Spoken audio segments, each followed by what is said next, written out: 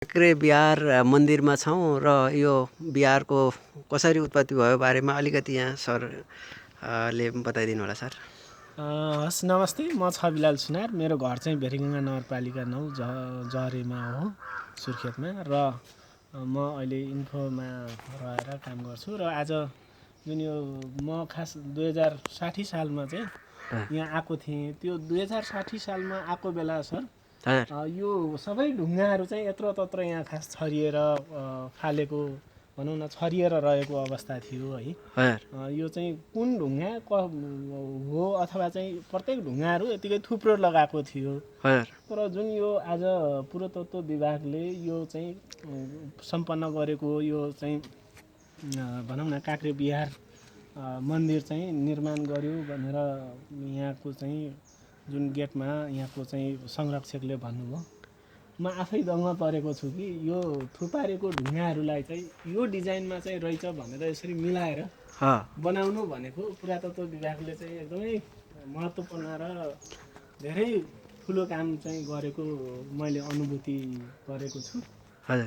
र हामीले त्यो सोचेको नि थिएनौँ कि यो यसरी चाहिँ मन्दिर बन्छ होला भन्ने चाहिँ लागेको थिएन। र अहिले भनौँ न यो 17-18 वर्षको पिरियडमा चाहिँ यसरी यो पूर्ण मन्दिर चाहिँ निर्माण गरेको पाउँदाखेरि साँच्चै खुसी लागेको छ।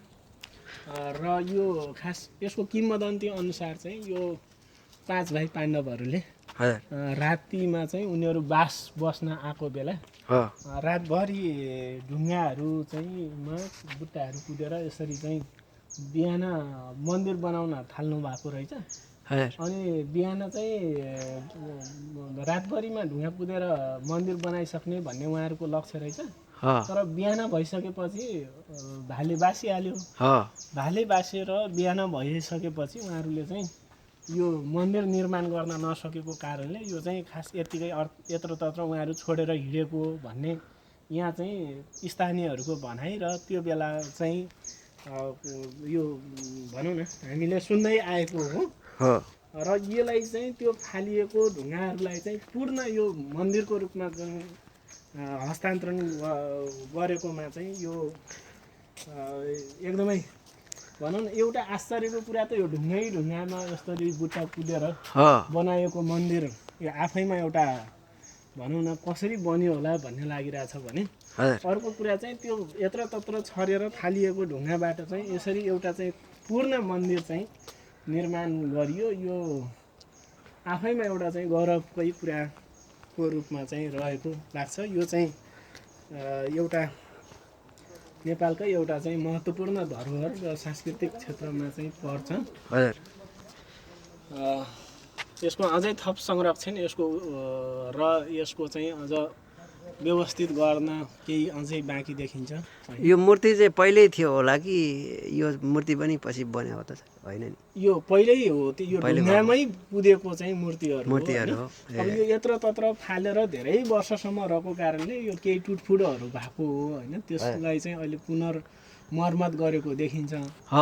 तर चाहिँ यो कुदिएको बुट्टाहरू यो ढुङ्गाहरू कुदेको चाहिँ यो खास त्यो बेला नै उनीहरू पाण्डवहरूले नै कुदेको हो भन्ने छ। हजुर सर।